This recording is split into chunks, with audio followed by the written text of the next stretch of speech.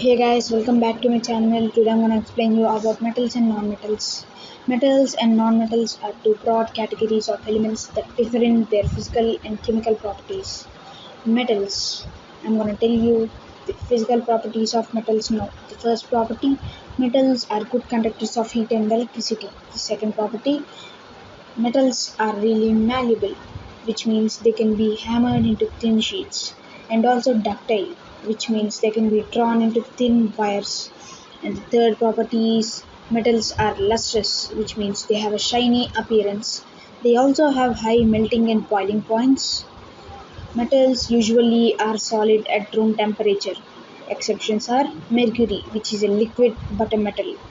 The next property is metals are dense and heavy. Now coming to the chemical properties of metals. First property is they tend to lose electrons during chemical reactions, forming positive ions, which means cations. Second property is metals react with oxygen to form basic oxides, for example iron oxide. Third property is they can react with acids to release hydrogen gas.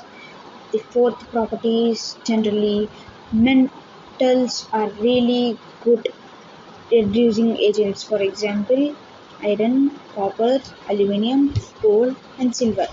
Coming to the next one, non-metals. Physical properties of non-metals. Non-metals are poor conductors of heat and electricity, which means non-metals are insulators. Non-metals are brittle in solid form, which means they can be broken into parts easily. They have dull appearance, which means they lack luster. Non-metals have low melting and boiling points, and also non-metals can be liquids or gases at room temperature. Chemical properties of nonmetals. Nonmetals tend to gain electrons during chemical reactions, forming negative ions, which mean anions. The second property is they react with oxygen to form acidic oxides, for example, carbon dioxide. Third property is they do not generally react with acids. The fourth property is nonmetals are usually oxidizing agents, for example, oxygen, nitrogen, sulfur, chlorine, and carbon. The key differences between metals and nonmetals when the when come to electrical conductivity is metals are good conductors whereas nonmetals are poor conductors.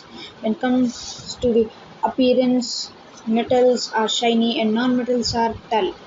When coming to the state at room temperature, metals it's mostly solid, and for non-metals it may be solid, liquid or gas.